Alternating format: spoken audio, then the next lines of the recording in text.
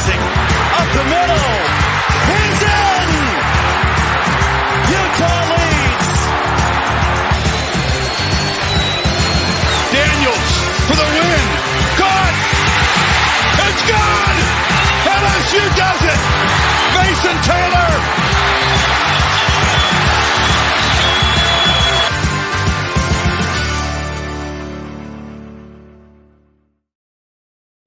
Hey everybody, welcome in. This is the Penn State Nittany Lions preview and predictions. Of course, you can check out my TikTok at BashCFB Show right there. And then also check out this playlist up here to see the other videos that we have. We got 3 on deck last I checked. I believe those 3 on deck are Ole Miss, Baylor, and Virginia Tech in no specific order there. So I'll make sure to get those done in the next couple of days as we try to keep rolling it through all of these teams. Of course, I think this is team number 16, video number 17 on the playlist with the Conference USA. So make sure you support what I do, like and subscribe, and comment down below if you want to see a specific team and what you think these guys are going to do. Of course, the Penn State Nittany Lions is who we are talking about today. Now, I'm going to make sure my microphone's right because the entire time on the Lowdown CFB, my mic was off. Let's start with talking about players leaving, heading for the NFL. Of course, quarterback Sean Clifford moving on. We'll talk more about the quarterback position.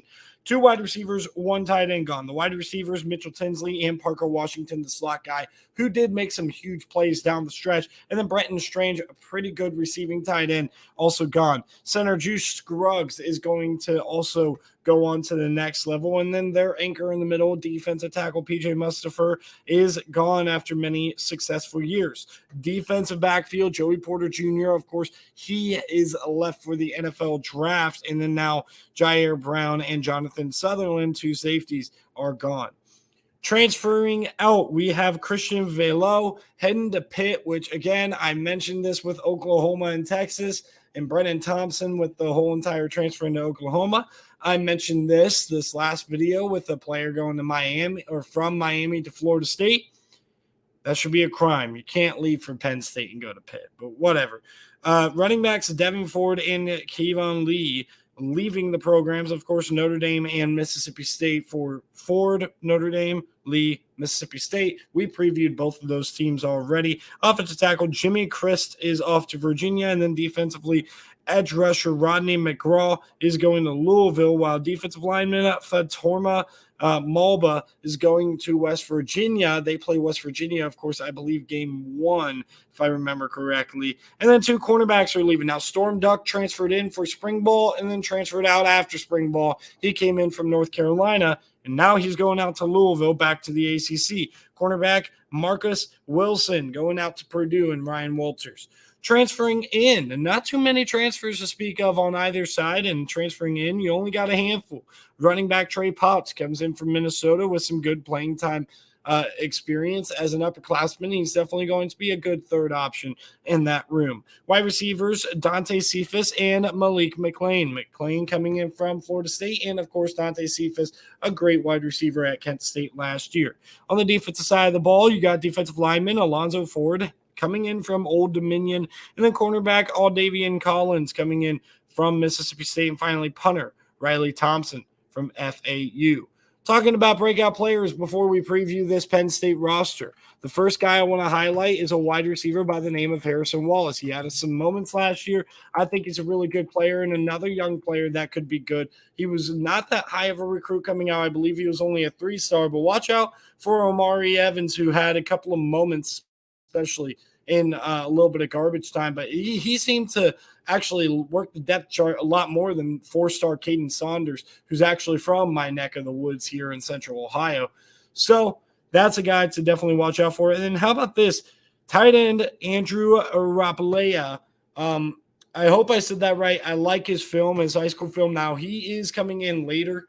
He is enrolling in the, I guess, summer. So yeah, the kid's going to be a little bit behind not being involved in spring ball, or at least I don't think he was in spring ball. You can correct me if I was wrong. But later on in the season, I do think he can make an impact there and crack the rotation with Theo Johnson and Tyler Warren there at tight end. So speaking of those tight ends, we're going to talk about the roster breakdown. We're going to start with the quarterback position. Drew Aller is clearly the guy. Now, Bo Prabula did give him a little bit of a competition there, but we all know that Drew Aller is definitely going to be the guy to to watch out for in this conference now that he's taken the reins of one of the more premier programs. Of course, you got Nick Singleton, Katron Allen, and Trey Potts as 1, 2, 3 at the running back position. Wide receiver-wise, I feel like they're pretty solid and set in stone. Keandre Lambert-Smith is a very much Swiss Army knife. He's got the ability to work out of the slot, but I like him in that Z spot as well because he's got great deep speed. Harrison Wallace, another guy that has great deep speed, and Dante Cephas, a bigger target. That is a great X wide receiver. Now, is he big necessarily as far as, size? No, he's like 6 foot, 180, but he plays a lot bigger than he actually is, and he's certainly super quick. I could see any of those three guys playing any spot, and that's actually a good thing for Mike Yurcich in this offense to be able to move around those wide receivers and use them. Malik McClain expected to maybe be able to crack a rotation along with Amari Evans. Liam Clifford, the younger brother of Sean Clifford, Caden Saunders, also looks to play a little bit. This offensive line definitely better than it had been in the past. You got to start with Olu Fashanu, who's going to be a top 10 pick for sure, probably the number 1 tackle prospect in this upcoming NFL draft, Olu Fashanu. And then you have the right tackle, Caden Wallace, who's a very experienced player, and Sal Wormley, experienced there. Hunter Norzad, experienced player, and then Landon Tengwall is you just have a bunch of guys that can really, really play now. Of course, Caden Wallace, he has been in the program for a while. He's going to be replacing I'm sorry, Drew Scruggs. So it's Hunter Norzad who's played some, and I thought he played guard last year now I think about it. But Drew Scruggs, he's going to be replaced. But overall, 4 of the 5 offensive linemen coming back. Yeah, he did. Landon Tengwall is the new starter. I think Hunter Norzad actually played that left guard spot. Correct. Again, Penn State fans out there, feel free to correct me if I'm wrong about that. Theo Johnson, Tyler Warren, Khalil Dinkins, and then, of course, the freshman Raplia. Those are guys to watch out for at tight end. Now, on the defensive side of the ball, I don't think this defensive line is as good as it had been. Now, you do have a really good player in Chop Robinson, but who else do you have? Adisa Isaac, he's going to be back. Hakeem Beeman and Devon Ellis, they tried to be one of the two that fills that role that PJ Mustapher left behind, which he hadn't been the same after his midseason injury last year, but he still had a decent year last year. I am curious to see how this defensive line works as far as rotation goes. I don't love their depth. I don't think they are amazing, but you have a really good player in Chop Robinson. You also have a really good linebacking core, and it's headlined by Abdul Carter in my eyes. I think Abdul Carter is one of the best linebackers in America last year, and you could see it. Oh, I actually am not having the bottom line ticker. Anyway, once it scrolls, you'll see he had 10.5 tackles for loss, 6.5 sacks. As a true freshman playing linebacker, he's going to be good in that will spot. And then, of course, you have Curtis Jacobs on the other outside spot with Tyler Elston in the middle. These guys are going to be really good, and it gives Dominic DeLuca, Keon Wiley, Kobe King some time to, absolutely develop and play a lot better as time goes on. I'm certainly loving this linebacker group for sure. Now, Kobe King, Cass Tech kid, Kalen King, his brother, right? I'm pretty positive they're brothers. Again, correct me if I'm wrong here.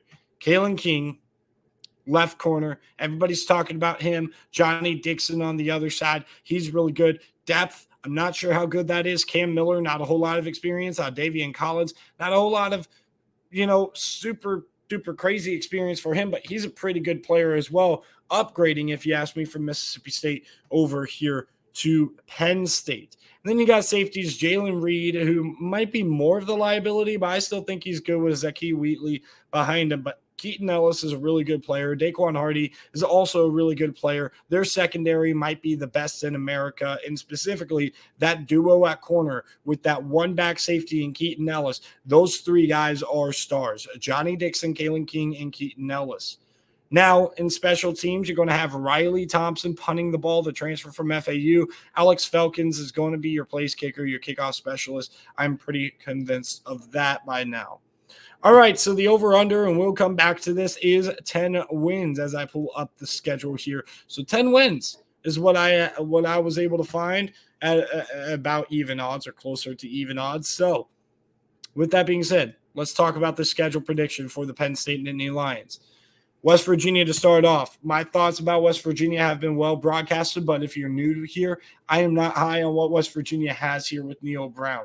Okay, we'll preview West Virginia at some point, and I think they have some pieces with a guy like C.J. Donaldson, but overall, I think that this should be an easy win at night, the opening Saturday night, and it's going to be a rocking environment against the border team. Even though this isn't necessarily a rivalry anymore, there is a little bit of history between these two programs. Delaware should easily be a win right here before they head into conference play, where they have to go to Illinois.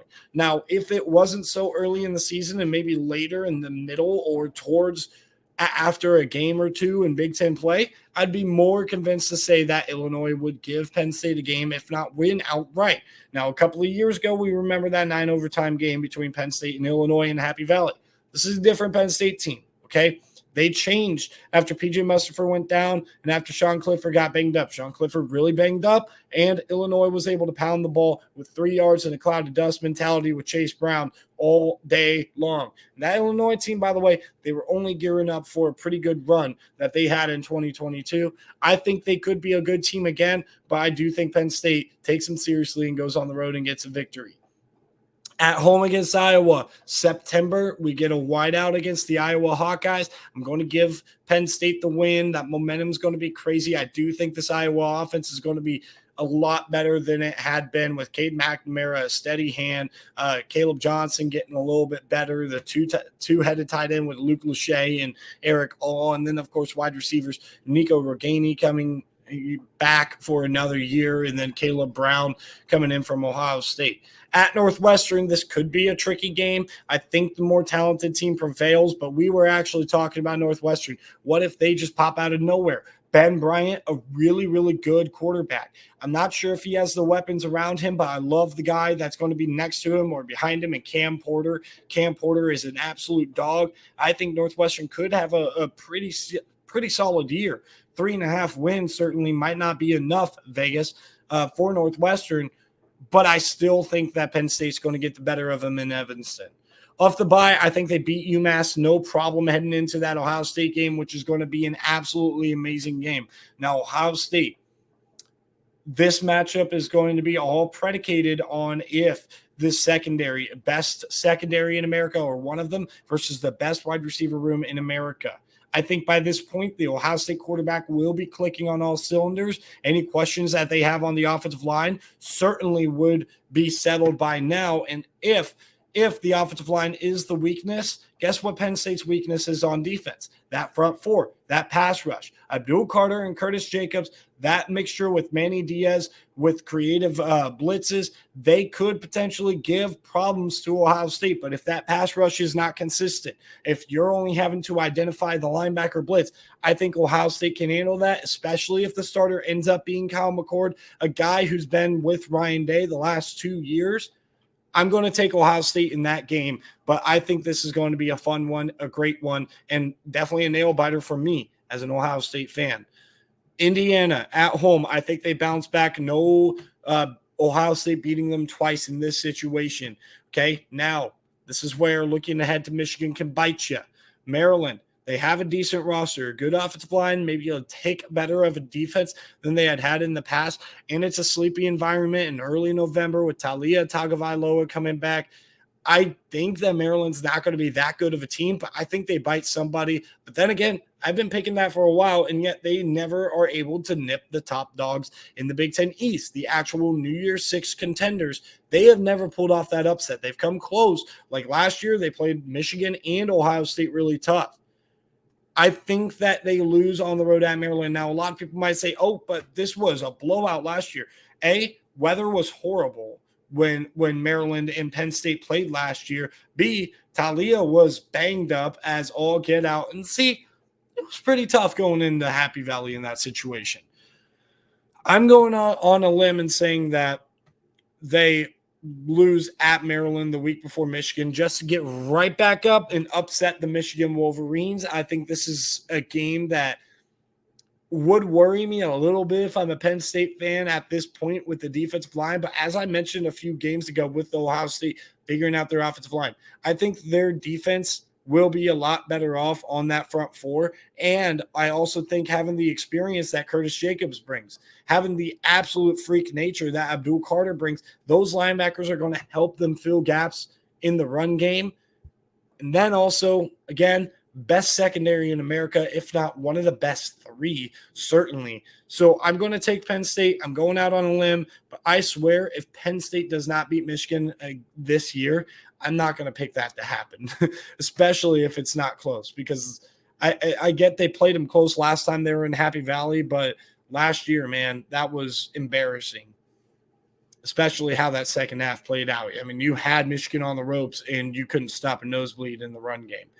Rutgers at home, I think that's going to be a win before going to Ford Field and playing Michigan State in Detroit. And I think this is truly going to be like a neutral site game. I hate the fact that it's here, but it's here nonetheless. And I'm going to have the Penn State Nittany Lions beating the Michigan State Wolverines to finish with a record of 10-2, and putting them right at push when it comes to 10 wins. I cannot predict Penn State with a good conscience to do more than 10-2. Can I predict them to beat either Ohio State or Michigan? Yes. Can I predict them to run the table all the way out? The answer is no. You could say, oh, they're going to beat Maryland. They got Maryland's number. Okay, are they definitely going to beat Illinois? Are they definitely going to beat Northwestern if Northwestern is a lot better like I expect them to be with Ben Bryant at the helm? I'm curious to see how that all plays out. Is Michigan State going to surprise us and be a little bit better than we expect? Probably not. If you ask Tyler, definitely not. But point being here is I think that Penn State goes 10-2 with a unexpected loss somewhere along the line to a team that they probably shouldn't lose to, and then they split against Ohio State and Michigan. So if they're able to do that, I don't think Penn State fans will be complaining about it too much, but I also think Penn State fans might be getting antsy of, are we ever going to be able to crack that college football playoff? We came close in 2016. We came a little bit close in 2017 as well, but we still haven't been able to do it. So let me know down below, how long do you think it will take for Penn State to crack that, I'm going to say, semifinal realm, because of the fact that we are going to a 12-team playoff? So how long will it take for Penn State to make the college football semifinals? Please let me know down below and let me know what you think they're going to do this year. With that being said, thank you guys for tuning in. Really appreciate it. Make sure you guys like and subscribe. And you guys have a great night. I'll see you guys next time.